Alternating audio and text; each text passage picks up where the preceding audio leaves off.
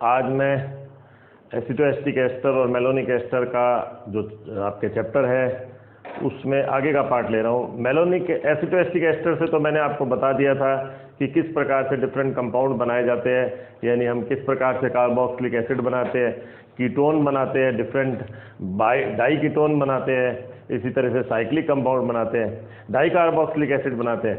तो ये तो हम बता चुके थे एसिटोएस्टिक एस्टर से। अब हम ले रहे हैं मेलोनिक एस्टर से। मेलोनिक एस्टर से हम बता चुके थे कि किस प्रकार से कार्बोक्सिलिक एसिड बनाए जाते हैं। तो अब कार्बोक्सिलिक एसिड बनाना है, फिर इसी प्रकार से हमें डाइकार्बोक्सिलिक एसिड बनाना है और इसी तरह से हमें क्या बनाना है, साइक्लिक कंपाउंड। तो एक बार मैं हल्का सा रिपीट करता हूँ। जैसे हमने लिया, मान लो ये मेलोनिक एस्टर है, ये मेलोनिक इस प्रकार से हमने लिया OC2H5, ये लिया हमने OC2H5। अब इसमें हमने करा था, इसको करवाई थी C2H5ONa से और RX से करवाई हमने। तो ये हमने करवाया इसका एल्काइलेशन, और ये तो हुआ एक बार, यानी एक तरह से मैं यही लिख देता हूँ RX। तो ये हुआ एक बार, और दूसरी बार हमने फिर वापस करवाई C2H5O-Na+ और R-X से। तो हमें क्या मिला था यहाँ पर, R और ये CHCOOC2H5 इसका जल अपघटन करा हमने, यानी हमने इसका अम्लीय जल अपघटन करा, और साथ में हमने क्या कर दिया, इसको गर्म करा, तो जल अपघटन करा। तो यहाँ पर क्या हो जाएगा आपके, पहले एक बार मैं यूँ बता देता हूँ, R, ये रहा CH, सॉरी यहाँ 4 हो गए यहाँ पर, तो ये इधर 1 आएगा। तो ये COOC2H5 और COOC2H5, चूंकि हमने इसका जल अपघटन करा है तो यहाँ पर क्या आ जाएगा, ये HH आ जाएगा, यानी एसिड हो गए। गर्म करने पर क्या हो जाएगा, एक CO2 एक तरह से निकल जाएगा, तो आपके पास क्या हो गया, यहाँ पर CH हो गया। और जब आप इसकी करवा रहे हो, ये तो हुआ एक स्टेप, और जब आप इसकी किससे करवा रहे हो, ये सोडा लाइम के साथ NaOH CaO, तो हमारे पास क्या बन गया, R', तो ये CO2 भी निकल गया, तो हमारे पास बन गया RCH2, यानी एल्केन बन गया। अब हमें यही देखना है इसके अंदर, जैसे हम कहते हैं कि R बराबर हमने H ले लिया, यानी एक तरह से क्या हम HX ले रहे हैं, तो हमें HX लेने की तो आवश्यकता ही नहीं है, क्योंकि H तो ऑलरेडी लगा हुआ ही है इसमें।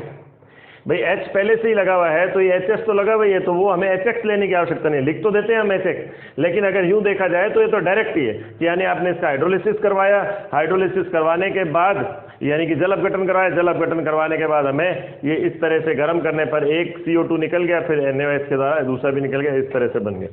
अब मान लो मैं करवाता हूँ R बराबर CH3 लेता हूँ और R' बराबर H लेता हूँ, तो इसका मतलब मैं एक बार ही रिएक्शन करवा रहा हूँ, दूसरी बार मैं नहीं करवा रहा। यानी कि मैं RX से तो करवा रहा हूँ, यहाँ तक तो ले लिया मैंने, और दूसरी बार नहीं करवा, यानी एक बार तो मैं CH3X से करवा रहा हूँ, दूसरी बार HX से करवाने की आवश्यकता नहीं है। HX से क्यों नहीं करवाने की आवश्यकता, क्योंकि H तो ऑलरेडी है इसके अंदर। भाई H अगर मान लो मैंने R', अगर कोई मैं डिफरेंट ले रहा होता हूँ, जैसे CH3 और R' बराबर CH3, तो हमें ये RX 2 बार लेना पड़ता है, यानी CH3X और यहाँ पर भी CH3X। मान लो मैं कहता हूँ कि नहीं, मैं CH3 और C2H5 लेता हूँ, तो मुझे C2H5 लेना पड़ता है। HX की हमें आवश्यकता नहीं है यहाँ। HX की क्यों नहीं, क्योंकि S तो पहले से ही है इसके अंदर। तो इस तरह से हम डिफरेंट तरह के एसिड बना सकते हैं, और इस तरह से हम डिफरेंट तरह के एल्केन का निर्माण कर सकते हैं। यहाँ तक तो हम ले चुके हैं। अब हम बात करते हैं डाई कार्बोक्सिलिक एसिड की।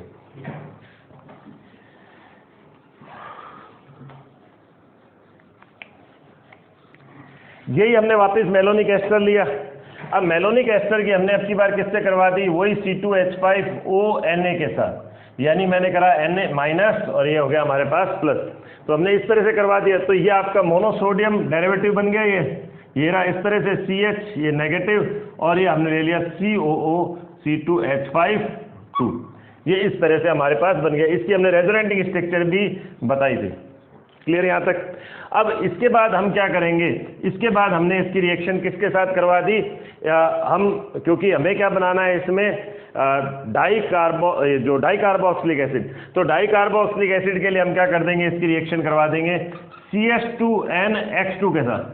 अब CH2NX2 के साथ करवाने के लिए तो यहाँ तो केवल एक ही सोडियम है, तो या तो हमारे पास क्या होते हैं, 2 सोडियम होते, लेकिन अगर हम यहाँ इसी कंपाउंड पर 2 सोडियम ले लेते तो हमारा साइक्लिक बन जाता। तो हमें क्या करना पड़ेगा, हमें एक और मॉलिक्यूल लेना पड़ेगा, किसका, CH2COO2H5 2, ये रहा यानी कि मेलोनिक एस्टर, ये रहा मेलोनिक एस्टर, और ऐसे ही ये रहा एक मेलोनिक एस्टर, ये रहा इधर मेलोनिक एस्टर, और उससे हमने क्या बना लिया, यही वाला C2H5O माइनस Na+ से हमने उसकी करवा दी।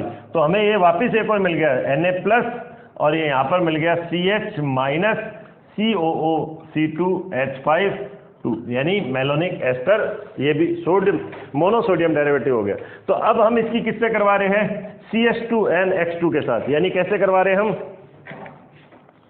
CH2NX2 के साथ। तो कौन सा निकल गया, ये रहा, ये निकल गया, तो यानी 2NaX निकल गया। तो हमारे पास क्या बन गया, CH COOC2H5 यहाँ तक। अब इसके बाद यहाँ पर भी ये CH2N, फिर वापस CH COOC2H5 और ये COOC2H5। क्लियर हो गई यहाँ तक बात। अब इसका हम जल अपघटन करवाते हैं। जल अपघटन करवाया हमने, कौन सा, अम्लीय जल अपघटन। तो कहां से हो जाएगा, ये रहा इस तरह से OH यानी 4 वाटर मॉलिक्यूल से करवा दी, ऐसे ही ये OH। तो इस तरह से हमने जब करवाया इसका, तो हमें एक बार आप देख लीजिए वापस से, एक मेलोनिक एस्टर लिया, मोनोसोडियम डेरिवेटिव बना, दूसरा मेलोनिक एस्टर लिया, उसका भी मोनोसोडियम डेरिवेटिव बना, और उसकी हमने करवा दी CH2NX2। अब ये CH2NX2 क्या है वो भी हम आगे लेंगे। तो ये इस तरह से कंबाइंड हो गया 2NaX निकलकर, और इसका हमने अम्लीय जल अपघटन करवाया, तो हमें अब ये प्रोडक्ट प्राप्त होगा।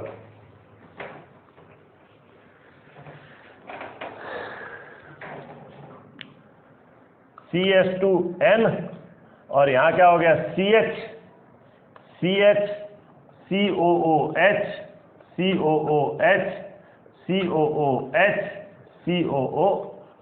इस प्रकार से।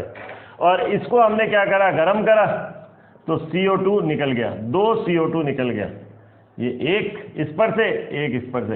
ये गरम 150 डिग्री, यानी हमने जो इसको हीट करा है 150 डिग्री से 200 डिग्री सेल्सियस तक गरम करा है। तो हमारे पास क्या बन गया, CH2N, CH, ये CH2 आ जाएगा, यहाँ पर भी CH2 आ जाएगा, COOH, इस प्रकार से। क्लियर यहाँ तक। अब यहाँ पर हमें देखना है, यदि n बराबर मैंने मान लो 0 लिया, n बराबर 0 लिया, तो इसका मतलब मैंने कंपाउंड कौन सा लिया था, CH2N, ये आपके CH2NX2 लिया था, यही लिया था मैंने इसमें CH2NX2। तो इसका मतलब n बराबर 0 लिया, तो यानी केवल मैंने हेलोजन लिया, रिएक्टेंट मैंने केवल कौन सा लिया, हेलोजन।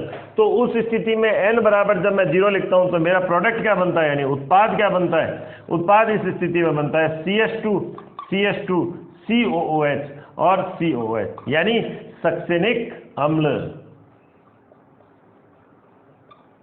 अब मान लो मैंने क्या करा इसमें,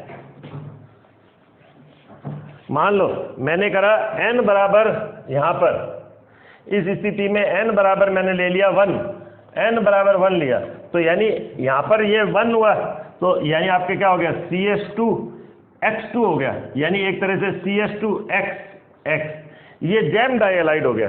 और जैम डाइहैलाइड में क्या हो जाएगा, ये आपके बन गया CH2 C, यहाँ पर भी n बराबर 1 रख देंगे प्रोडक्ट में, तो यानी आपके उत्पाद क्या बन गए इसमें, CH2, ये CH2 COOH, यानी ये बना सक्सेनिक, ये बना ग्लूटेरिक अम्ल। इसी तरह से वापस से हमने n बराबर 2 रखा, तो हमारे पास क्या बना, CH2 2 रखने पर CH2 2 बार हो गया ना ये, तो ये हमारे पास ये रहा इसमें CH2, तो यहाँ पर क्या हो गया, X, CH2, यहाँ 2 हो गया, X2, यानी हमने कौन सा ले लिया, विसिनल डाइहैलाइड ले लिया, समीपवर्ती डाइहैलाइड। तो उस स्थिति में हमारे पास प्रोडक्ट क्या बन जाएगा, यहाँ अगर 2 आ जाता है तो हमारे पास क्या बन जाएगा, CH2 COOH COOH, और ये क्या बन गया आपके एडिपिक अम्ल। तो इस प्रकार से हायर डाई कार्बोक्सिलिक अम्ल का निर्माण किया जा सकता है। तो इस प्रकार हम देखते हैं कि हमने डाई कार्बोक्सिलिक अम्ल बनाया। अब हम इससे क्या कर सकते हैं, यहाँ जो हमने मेलोनिक एस्टर लिया, ऐसे कैसे हम क्या बना सकते हैं, टेट्रा कार्बोक्सिलिक अम्ल भी। टेट्रा कार्बोक्सिलिक अम्ल बनाने के लिए हमें क्या करना होगा, यही हमको मोनोसोडियम डेरिवेटिव लेना पड़ेगा और HVZ रिएक्शन लेना पड़ेगा। इसी प्रकार से हम इससे क्या बना सकते हैं, साइक्लिक कंपाउंड भी बना सकते हैं। तो एक पर्टिकुलर पैटर्न पर ही ये रिएक्शन चलती है, यानी आपने मेलोनिक एस्टर लिया, पहले मेलोनिक एस्टर का आपने मोनोसोडियम डेरिवेटिव बनाया और फिर उसकी आगे से आगे हम रिएक्शन, उसका एल्काइलेशन करवाया और फिर आगे से आगे हम रिएक्शन करवाते हैं। किसी में एल्काइलेशन करवाया, किसी में उसके एल्किल हैलाइड के साथ दूसरे तरीके से रिएक्शन करवाई, जैसे हमने CH2NH2 से रिएक्शन करवाई। तो ये सारे जो रिएक्शन है हम अगले वीडियो में लेंगे। आज के लिए इतना ही, थैंक यू।